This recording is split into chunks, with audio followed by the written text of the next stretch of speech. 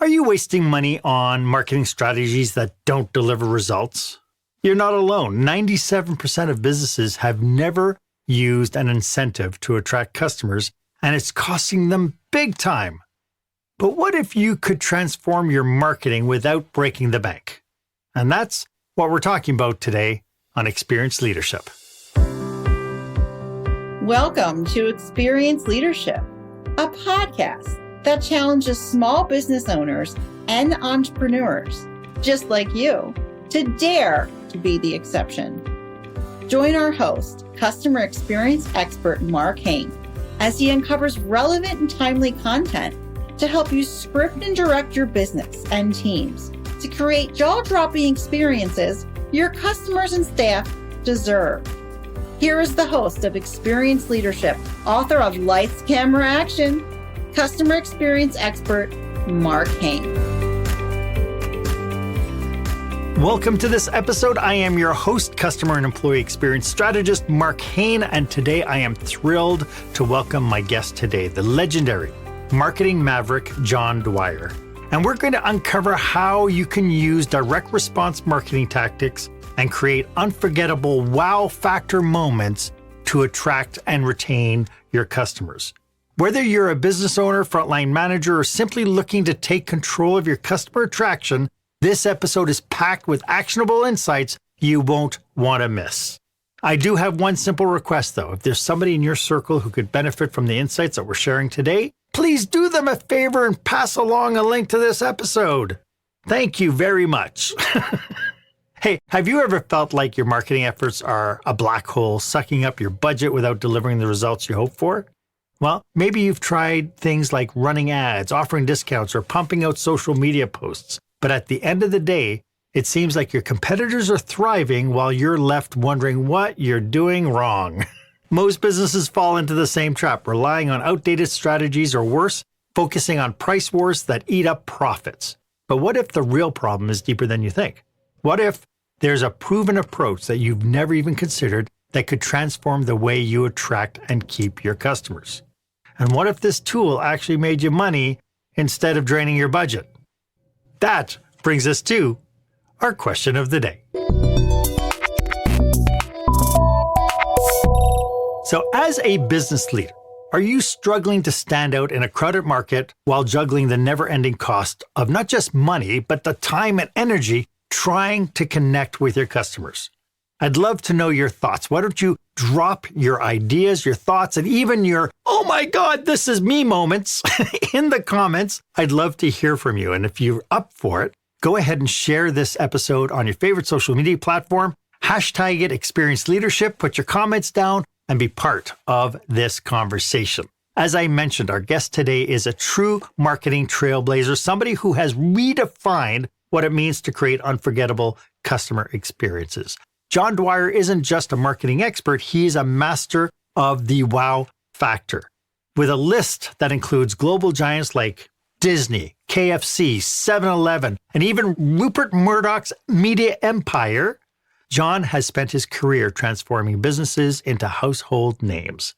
What sets John apart is his ability to craft simple yet ingenious strategies that deliver measurable results, strategies so powerful that they once caught the attention of Jerry Seinfeld, leading to one of the most iconic collaborations in marketing history. John, welcome to the show. Mark, that guy you just spoke about sounds pretty good. He does, doesn't he? You should maybe meet him. You can go to the bathroom and see him in the mirror.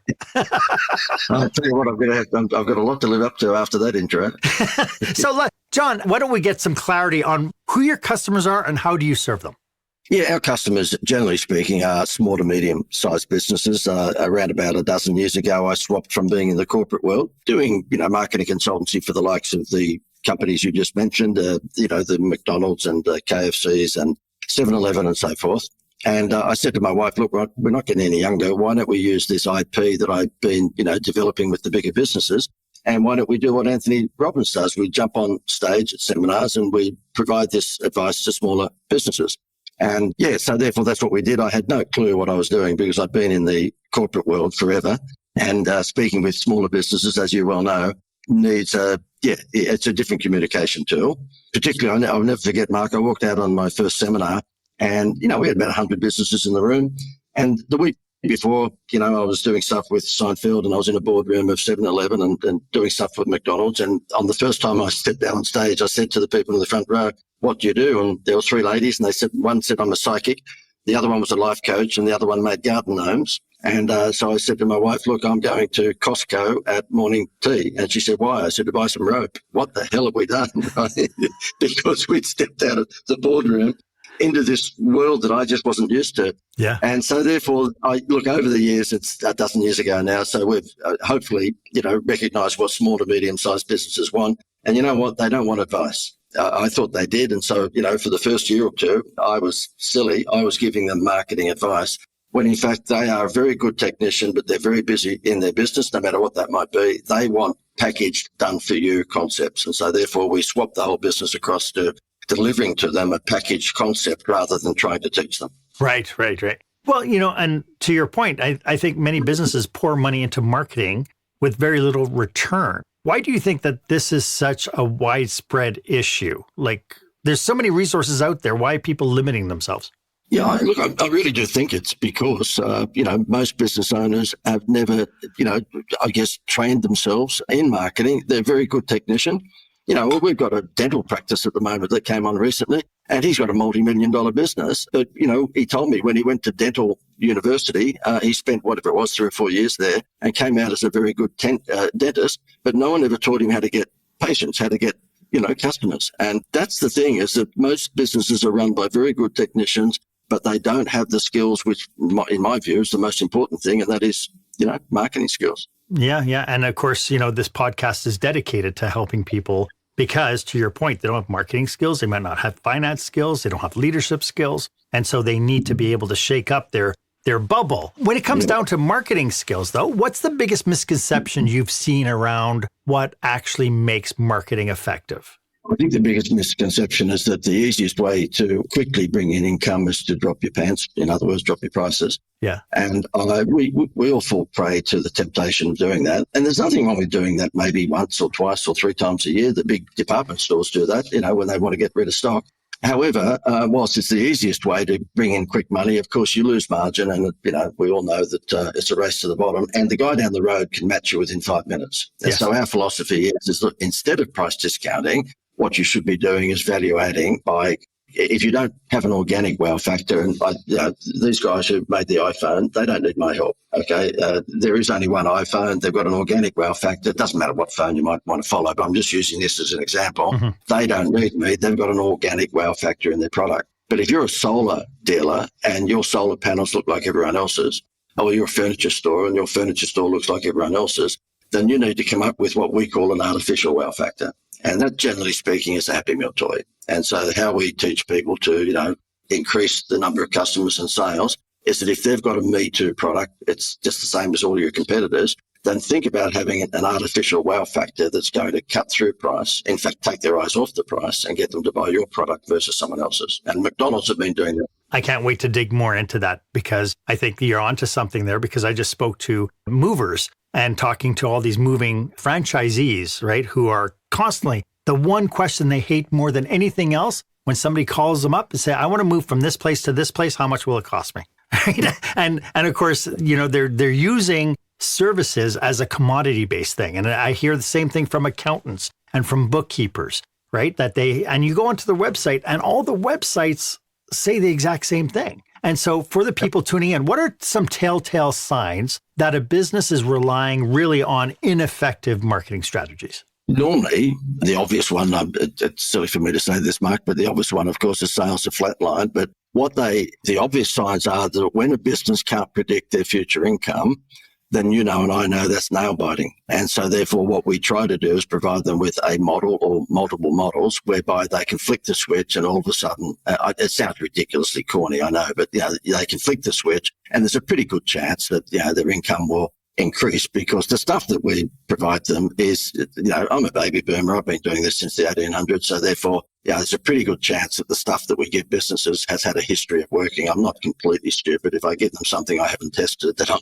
an idiot. So, we want to have a reasonable win rate. And can I guarantee that everything we give them works? No. They might be wearing an ankle bracelet. They might have an awful product. Who knows? But most of the time, the stuff that we provide to them, which is value-add marketing ideas, has been tested, quite a few times over. Yeah. One of the challenges I've had as an entrepreneur, as a business operator, is when I use some strategies and stuff, I have a really hard time kind of proving ROI on any of the marketing. And I know when I talk to even like meeting planners and, they put ads and they do different things, how does a business know if they are blowing the bank on bad initiatives, or is it just something that they have to keep consistent with? And then they realize, 6, 8, 12 months later, they've just wasted a ton of money. I'm glad you brought that up because it's my pet hate. I've got 6 millennial children who keep on telling me everything's about brand building. And it is. We buy Kellogg's because it's Kellogg's, and, we buy Nike because it's Nike, and Coca-Cola because it's Coca-Cola. However, if you've got a turnover less than $1 million, and 96% of businesses in the US, Canada, Australia, and the UK are doing less than $1 million, okay? So right. The vast majority of businesses are doing less than that. Then really, you should not listen to the bearded hipster 26-year-old who tells you to build your brand. And the reason I say that is I don't know whether they're bearded hipsters, but mine fall into that category of, 20s and early 30s. I keep on saying to them, look, branding is irrelevant if nobody's buying your product. So, the thing is the conventional wisdom from an advertising agency is get them to fall in love with your brand so that they'll taste your product. We flip that. Get them to taste your product so that they'll fall in love with your brand. And the best example of that is calamari outside the seafood shop. If I owned a seafood shop, I'd have, hostesses at lunchtime and dinner time outside handing out calamari samples, taste testing. And then if people liked it, there's a good chance they'll come in and spend a fortune on the barramundi. Mm-hmm. And that's the thing is that there's a lot of, it's easy for baby boomers to have a shot at millennials because I've got 6 of them, but they tend to concentrate and focus so much on building the brand. And you've got to do that. Don't get me wrong. It's great, but simultaneously with that, you've got to put food on the table. And so, I've got clients that say, look, they were being told by a branding expert who was 25 that, they needed to get more likes. And I said, yeah, you try that. Going home tonight, tell your family around the dinner table, kids, we got 242 likes today on Facebook. And the kids are going, Daddy, there's no food on the table. So vanity metrics is alive and well. And you want to get away from that. Every single thing you do should be measurable if you're a small business. So, billboards and signs on the back of taxis and on the side of buses is not your caper, because you won't be able to measure that. Whereas if you advertise on Facebook or LinkedIn or Instagram today, and you will know if you do it properly with direct response marketing, you'll know whether that's worked tomorrow. I love that. I love that you mentioned vanity metrics, because I see all too often, especially, being an entrepreneur, I'm constantly getting harassed by people who say, oh, we're going to get you more likes, more views on YouTube. We're going to get you more likes on Instagram. We're going to get you more followers. And the one question I always have for them is, how do I guarantee that the people you're guaranteeing are going to be my clients? Right. And so is there a methodology behind being able to look at one's initiatives and saying, am I actually doing what matters versus am I, just doing the vanity metric thing? Absolutely. And look, there's 5 components to that. I mean, we're a direct response marketing company. So therefore, whilst I absolutely applaud brand building, because as I said, that you want to do that, but you don't want to do it solace. You want to do it in conjunction with putting food on the table. Right. And, there's not too many small businesses under $1 million turnover that can afford to sponsor a sporting team or like a basketball, football, whatever it might be. What I say to them, there's 5 components to direct response marketing. Number 1 is highlight their problem. And let's say it's a weight loss company. So that would be, are you not feeling well? Are you overweight? So after you highlight the problem, number 2 is to aggravate the problem. Do you know the summer's just around the corner? Do you want to look good in the swimsuit? Number 3 is to provide the solution, and that is use my dietary program and you'll look like a supermodel in 4 weeks. Number 4 is proof, which generally speaking is, people who were, not happy before, but now they are. And then number 5, a strong CTA, which is call to action. So if I want to condense those 5 points down to 2, then it's really problem solution marketing. You highlight their problem and you give them the solution. Right. Would you say that that's kind of what the around advertising, that's always been the formula? It's like, here's a problem, here's a solution. right? It should have been, but the funny thing is, Mark, is that, when you look, even in the old days with newspaper advertising, there were so many people that would just waste the headline. At Christmas time, for example, they say Merry Christmas from Blum, whatever the company might be. And there's nothing wrong with that, but that is not the Elvis found headline, because everyone is doing that from December 1 onwards. What would have been better is that, spend $50 in my business, whatever it might be, and you get a free Blum. Yes. And, Merry Christmas can certainly be all over the ad, but they forget that headline has to be an Elvis found headline. It's got to be a headline that's going to grab their attention. Of course, the world that we live in these days, you got 4 seconds. 4 seconds. 4 seconds. 3 years ago, they said it was 7 seconds. And so, to your point, when we're in an industry of where people are just doing this for hours at a time, 4 seconds is, and 4 seconds might be really generous. What we find, Mark, is that a lot of, particularly people around my vintage, baby boomers who are, still running their business, but they're being coached, if you like, by, and this sounds like I've got it in for the 20-year-olds, don't get me wrong, they're smarter than me in just about most things, but they will say, look, give me X dollars and I'll put a Facebook campaign on for you.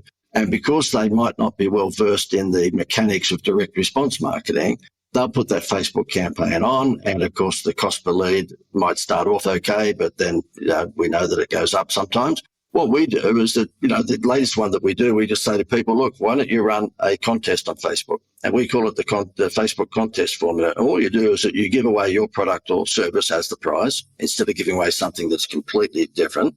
And that means if you are giving away your product or service as the prize, whoever enters that contest, provided you've targeted them properly on Facebook, is going to be raising their hand and going to be a red hot lead. So therefore you give one of your products away. We have a classic case just recently where it was a company that was a walking frame company for older people, the walking frames they use when they go shopping. Yep. And it was about $500. And so we put a Facebook campaign out and said, how would you like to win a walking frame? We targeted people predominantly in their 70s and 80s. This guy got 820 leads in 1 week, and he only spent $40 a day. And at the end of it, he said to me, I can't get to those 820 leads. I said, well, just spend $20 a day, not 40. Spend 20 and you get 400 leads. He said, I can't get to 4. I said, well, spend $10 a day, you get 200 leads. And so therefore, it's things like that that really, to us, I guess, come naturally because of what we do. Mm-hmm. But if you can imagine, we've got a dental practice, as I said, at the moment, we're giving away the invisible braces on Facebook. So it says, win invisible braces for your children. The only parents who are going to enter that contest are parents who have children with crooked teeth. Yeah. You don't need braces on your teeth if you've got straight teeth. So therefore, again, they got about 1,000 entries in the first week. They've only spent $30 a day. So they're getting entries for about 25 cents on Facebook, which is insane. And out of those 1,000, they give one person invisible braces. The other 999, they give a special deal to. They say, look, you didn't win, but we've got a great deal for you. And if they can't ring them, because most can't get to 1,000 people, we have an AI robot then that rings the 999 people who didn't win. And the robot has got a better conversion, would you believe, than the human. Really? That's hilarious.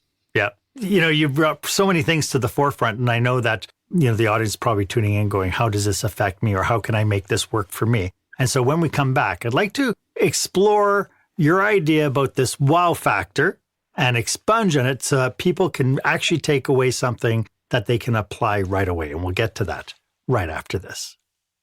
When the spotlight shines on your business, are customers applauding or yawning? In other words, how is your business performing?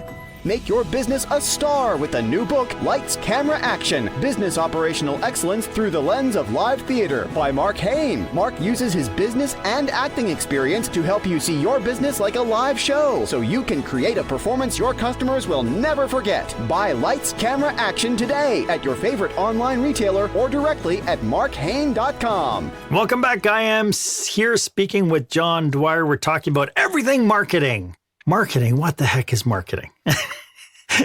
John, in your experience, how does missing the mark with our marketing affect a business's ability to compete within its industry? I do see that when somebody puts out a flyer in our little town, everybody puts out a flyer in our little town. If somebody puts out a Facebook ad, everybody puts out a Facebook ad. And it doesn't matter if it's an accounting firm or a pool shop, whatever. There's got to be something that people can do to actually differentiate themselves.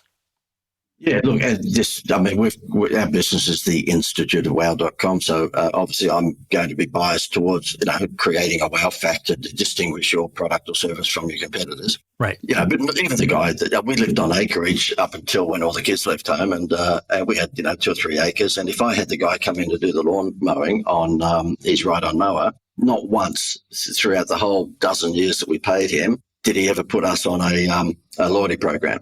And what I mean by that is that if he said to us, look, every time I mow your 2 acres, you'll get a point. And when you save up 5 points or 10 points, you get a dining voucher.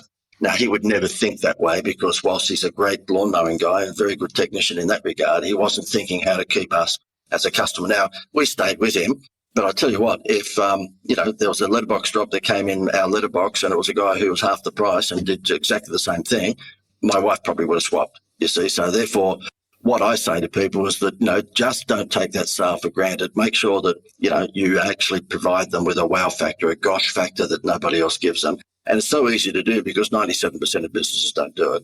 But the big mistake that most business owners make, I believe, is not identifying their most profitable target audience. They identify their target audience, but not the most profitable. So if you're like a wrinkle cream company and you're targeting women who are 45 or 50 over, and your skin cream is reasonably expensive, but it's good, then you just don't target women over 45. You target rich women over 45 who might live in Beverly Hills, California. And that's the thing, is that sometimes, people ignore the fact these days that the social media platforms are the most laser targeted form of advertising that the world has ever seen. So make sure you use it.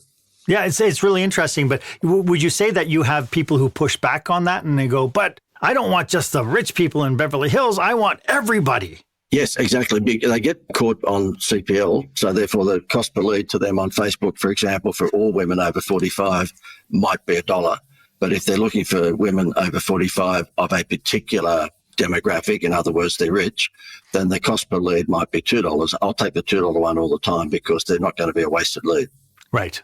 And so really, it's really defining that breakout of these people will be willing to pay the extra cost for this skin cream in your method, whereas the people who are living maybe in downtown, living hand to mouth, they have 4 kids and they just couldn't afford their way out of a paper bag. That's just a wasted lead for the business. It is. Well, and Mark, look, when I swapped across to this game, because I was a novice at small to medium-sized businesses, I'd been doing stuff for 7-Eleven and McDonald's and places like that. Mm-hmm. I was doing all the big scratch bingo games for Murdoch's newspapers down under. So therefore, it was back in the day, this was 20 years ago, but it was back in the day that newspapers, I think, probably saw the horizon, wasn't looking too flash, and they had to sell more newspapers. And so therefore what they would do is get me to create promotions for the newspaper. So if you bought the Sunday paper, you might have got a Disney poster. Okay. If you bought the Sunday paper, you might have got a dinosaur book, or you might get a bingo card. And if you've got to buy the daily papers thereafter to scratch out the numbers that are in the paper. So I did all that sort of stuff.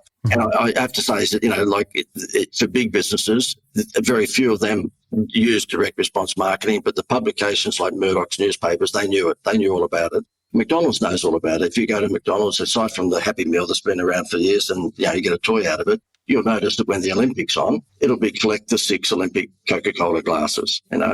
Christmas, it'll be collect the 6 toys and so forth. And just most businesses just don't understand. I mean, it doesn't have to always be an incentive. Most of the time, it is a Happy Meal toy for your business, but it doesn't always have to be. It can be the chance to win $1 million. I mean, we can get $1 million from an insurance company for $22,000. And so all those shows you see on TV, Who Wants to Be a Millionaire and Deal or No Deal, that's all paid out by Lloyd's of London. That's not paid out by the TV networks. Mm-hmm. And the TV network basically pays a premium based on the difficulty of the questions. But you can give away $50,000, $100,000 prize and it will only cost you $4,000 or $5,000. Yeah. And it's funny how we think about it, right? Like we think about like with casinos, giving away cars at the casino. So, they put a car up on a pedestal and you can play. And if you get a certain combination of stuff, then you win the car. Well, I found out that it wasn't actually the casino buying the car, right? It was really the insurance company that was doing it because the odds of winning it were astronomical, but not impossible. Yeah, well, look, when people say to me, oh, look, how does that work? I go, I had one yesterday. It's a donut chain here in Australia. They're a donut business. And I just said, well, what you would do is you'd advertise on social media and say, look, win $100,000. You can get the $100,000 insured. And I'll explain how that works in a second for anyone who's watching or listening. But yeah, they said to us, but how would you market it? I said, what you would do, I mean, you've got 50 donut stores around this particular area of Australia. Then what you would do is run a Facebook campaign demographically in each of those areas, and it would say, how would you like to win $100,000? Every time you spend $15 in the donut store, now their average unit sale at the moment is $11. We'll take it to $15 overnight, because for every $15 you get an entry into the $100,000 draw. So if you spend $30, you get 2 entries. Okay, so the benefit should be proportionate to your spend. And they said, okay, well, go on. And I said, well, what happens on the Facebook ad when you actually say, win $100,000? They click the ad, they come through to a landing page, which is a contest page, and basically they give their details. And then we email them a code straight away within 30 seconds. They bring that code into one of your stores. So therefore they've got to come in to get their free entry. So that's the first entries for free. After that, you've got to spend $15 per entry, right? And also they get a free donut. Well, the husband and wife who own this chain, their head exploded. They went, oh my God, we'll be smashed. They go, well, is that not the idea? And then, of course, once they're on the gravy train, in other words, someone's spent $15 and they've tasted the donuts for the first time, then, of course, they've got their details. Guess what? For the first time ever, they've got their details. And so, therefore, every afternoon or second afternoon or every week, whatever they want to do, they can send out a text message to those people and give a special deal on a dozen donuts. They've never, ever thought like that before.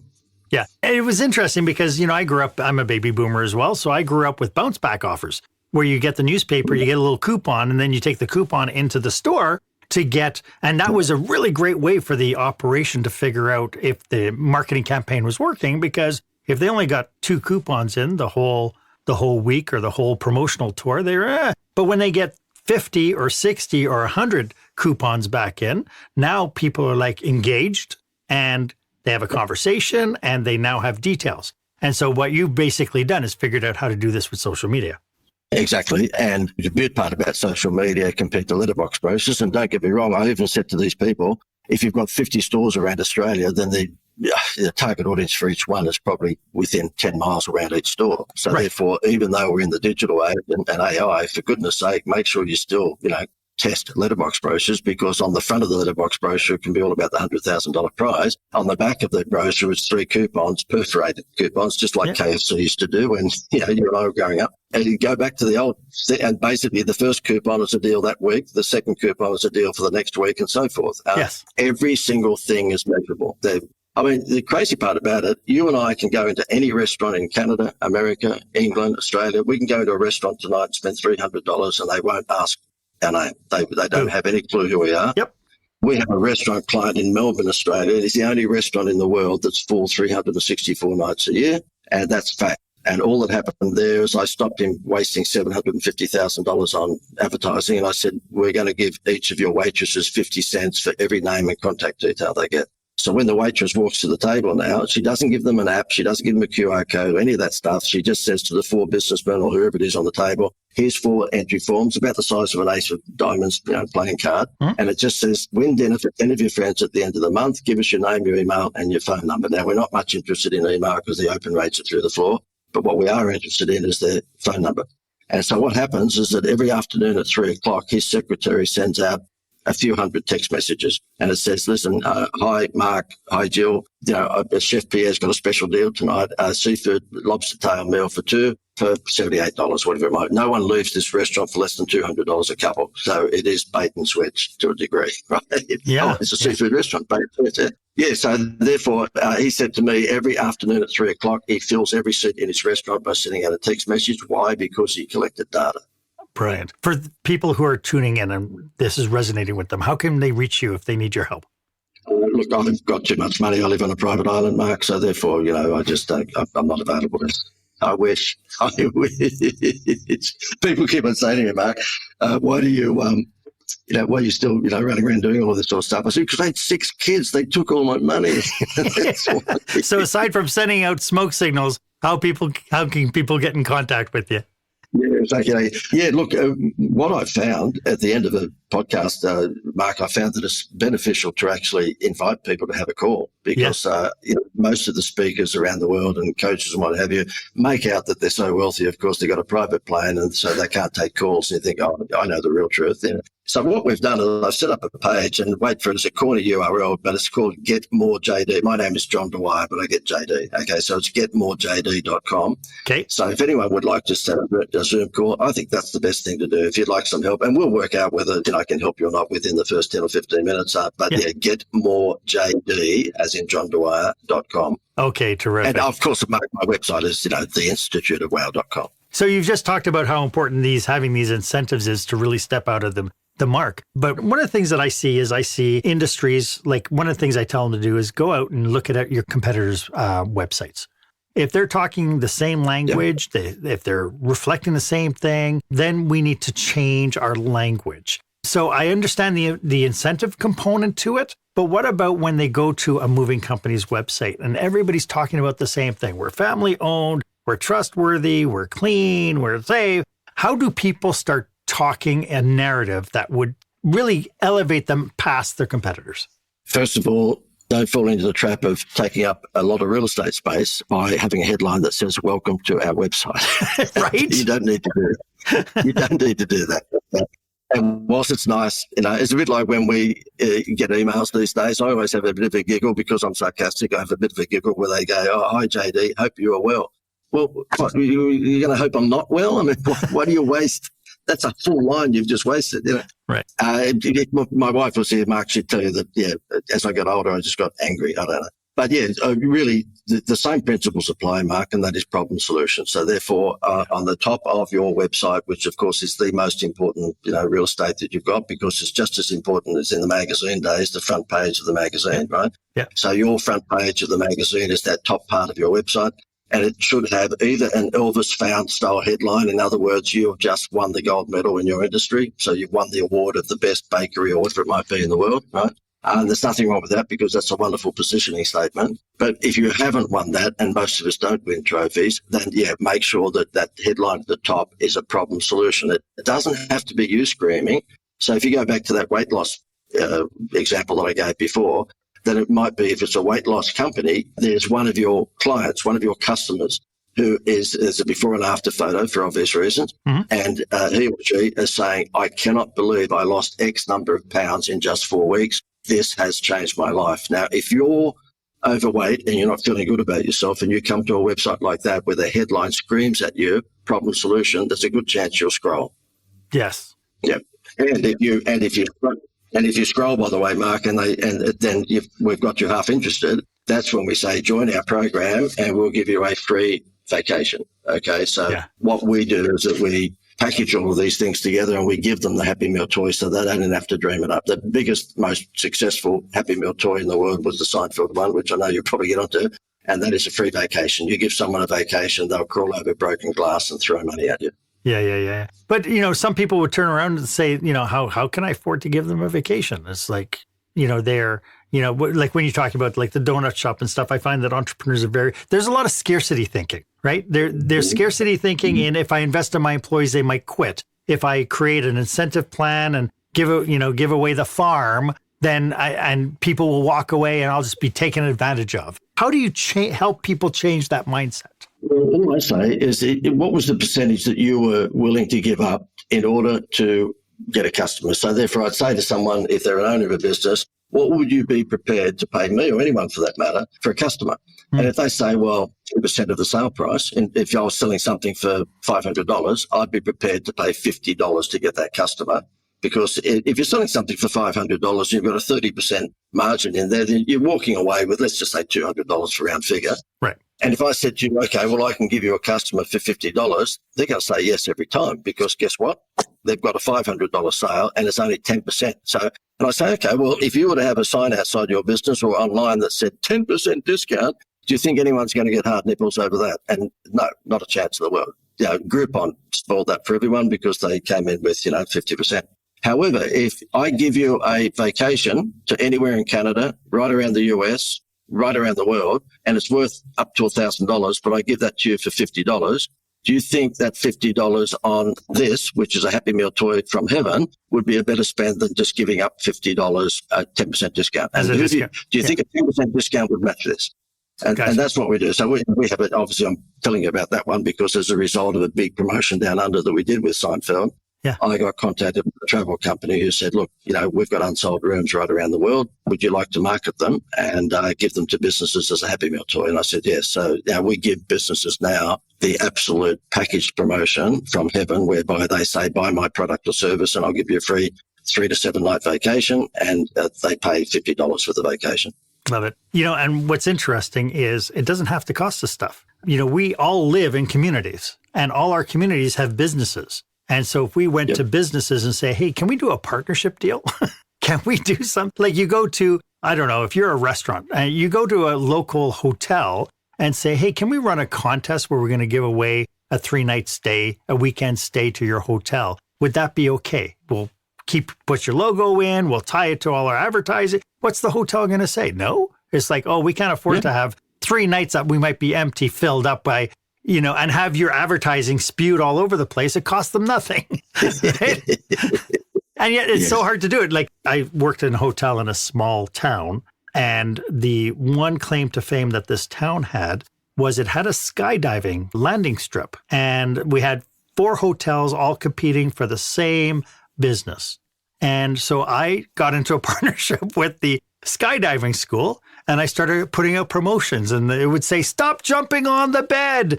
The ceiling impacts are affecting our overhead. And then we would do things like we would do free giveaways for tandem jumps and all this. And what ended up happening was because we formed this relationship with the skydiving school, instead of camping on site, we gave them discounts and we started filling up the hotel with skydivers, and we became a partner that effectively took our dead nights and filled them up with skydivers. And we ended up getting their annual conference, right? And so it's like, we have to get out of our box somehow. We have to get out of this thing and start thinking a little bit more creatively.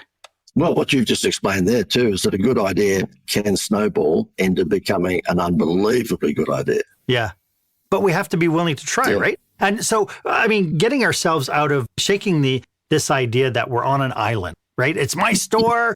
I'm special. Nobody else is. And then saying, can we go out actually into the community? It's like, oh, I don't want to partner with anybody. What happens if they rip me off? Right? And it's like, I just don't know. Well, and Mark, because of what you do and I do, you tend to go to probably more Anthony Robbins style, events than most people. And what you just explained there is the closed fist mentality versus the open palm mentality. Yeah. You've got to have a mentality where you're happy to do business with other people and do promotions. As you said, do joint venture promotions with other people. You talk about small country town. We lived in the small country town for a little while, and most of our kids probably grew up in the small country town. So it was our version of Mayberry, Andy Griffith's show. And there was a hairdresser in town, and she said to Gail, there's only one, she'd been there forever, and she said to my wife, Gail, could John give me some of that wow factor stuff? Anyway, so I knew it was a free job that was coming up. And her name was Kimberly, lovely lady and a good friend. And Gail came home to me and she said, look, Kimberly's in trouble because she explained to me there's a hairdresser open across the road, first time in 30 years, in a little country town, there's 2 hairdressers. And the other hairdresser, in order to get traction, decided to have men's haircuts, which Kimberly was charging $55 for. The shop across the road, the hairdresser across the road, opened with $10 haircuts for men. So all of the men just went, men don't care, they'll go to the butcher to get the haircut. So that men just walked straight across the road. They'll go to your gardener for a haircut. That's right. So anyway, Gail said to me, look, I know you're busy, but here's another freebie for you. I went, oh, terrific. And she said, Kimberly said, can you ask John what we should do? Should we drop our price? We can't do $10 haircuts, for goodness sake. I said, leave it with me. So anyway, 2 days later, I gave her the idea that got all of the men back within a month. And the idea was very simple. It was wow factor, but it was not an incentive. We just put a sandwich board outside her hairdresser, opposite the one across the road, and it just said, we fix $10 haircuts. Lovely. So the wow factor doesn't always have to be a Happy Meal toy. Lovely. That's great. That's absolutely phenomenal. Hey, I know that people are tuning in and they're getting some ideas. I would like to talk about some cautionaries and some pitfalls. What are some of the wrong ways people are doing this stuff? And we'll get to that right after this. Attention, meeting and event planners. Is your company or association planning a live or virtual conference, seminar, staff retreat? Are you looking for a fresh, energetic perspective on what it takes to put on a jaw-dropping experience for your customers or staff? Book customer experience expert Marc Haine for your next group event. Past participants have said, Marc kept us in stitches while teaching us how important and powerful actually designing our customer experience can be. Read more testimonials and find out how Marc can serve you and your group at marchaine.com. That's marchaine.com.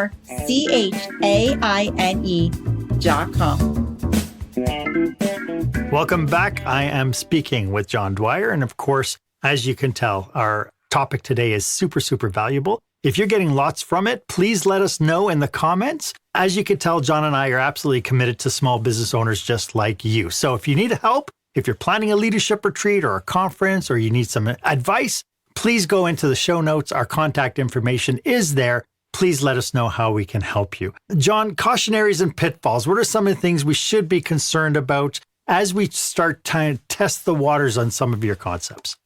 One of the things you should be very cognizant of is that people love to sit on the fence. And I'm one of them. I mean, we all, love to sit on the fence because, would we buy that new car or buy that new, television or buy that new lounge suite? I'll think about it. And so therefore, my cautionary advice would be is that when you are going to be running a campaign, no matter what that is, if there is a special deal attached to it, a wow factor giveaway, an incentive, whatever it might be, the chance to win, $100,000, make sure you put a time limitation on the offer. And there's nothing wrong with extending that. Sure, the entertainer, I think, has come back, a million times. So's the Beach Boys. So therefore, you can say, look, this is available only until, 15th of whatever the month it might be. And then, of course, if it comes to the 14th of that month and you've still got some stock, you can say, we've extended it by public demand. Okay. And that's not a cardinal sin. That's just common sense. But if you don't give a deadline, then just watch what happens. It will not be anywhere near successful. It just will not be. So whatever offer you've got, make sure you get them off the fence.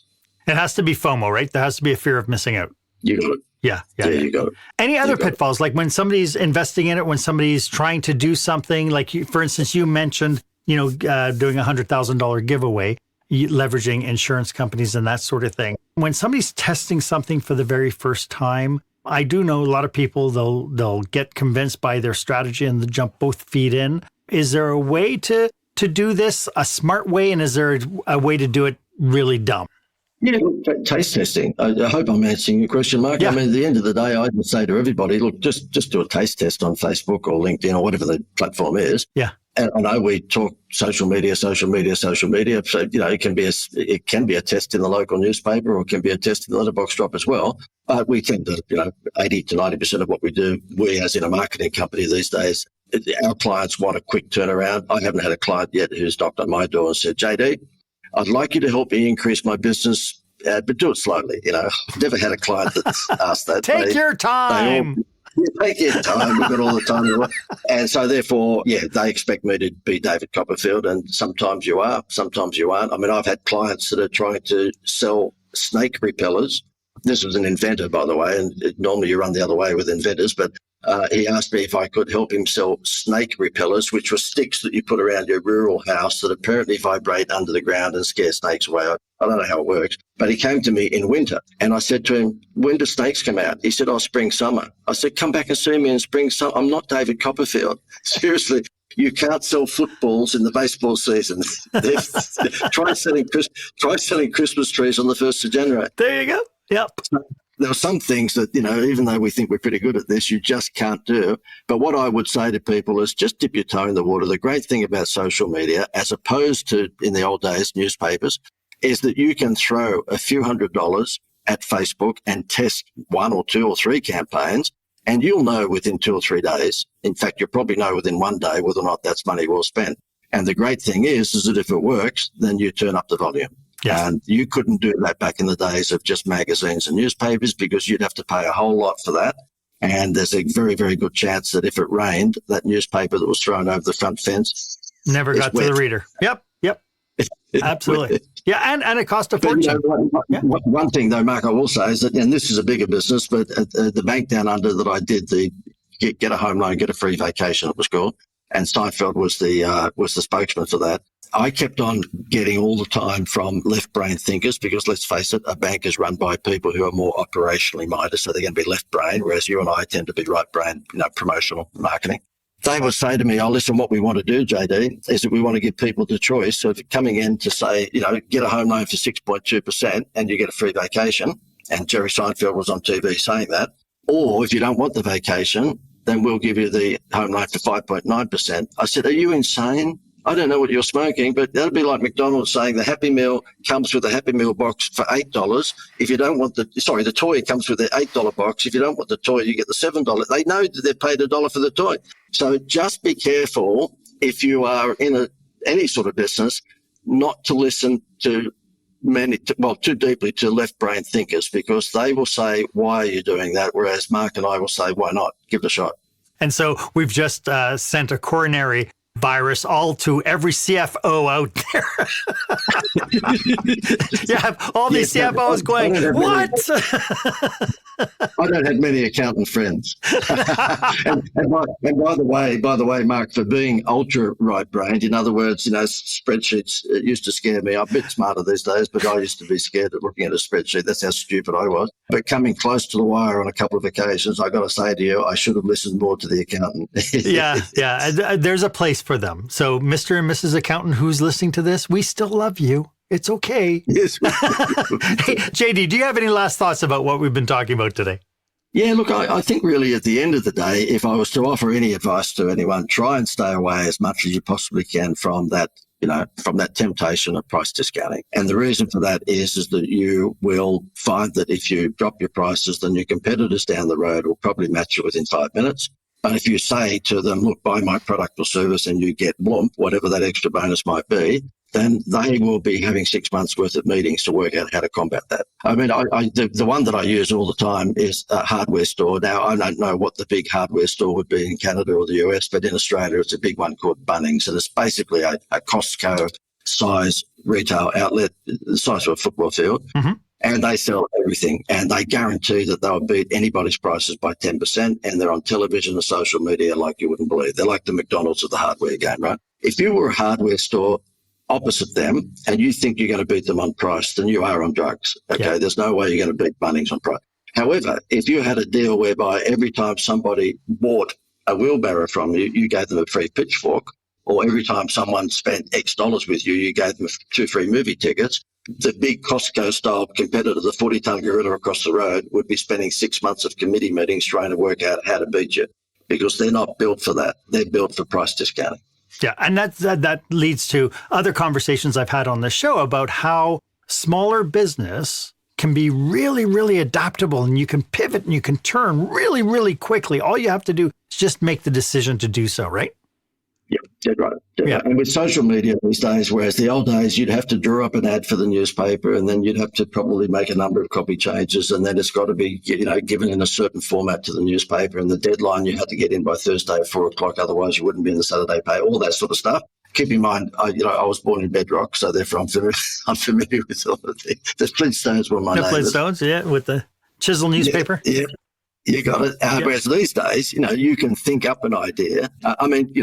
We run fast. I laugh when I see people dealing with the bearded hipster website designer who took 6 months to put together a website. We do websites, as in one-page, landing page websites in 24 hours. Wow. We don't mess around, right? And so, and are they to a formula like McDonald's with their hamburgers? Of course it is. We know what's going to go up the top and the middle and down the bottom.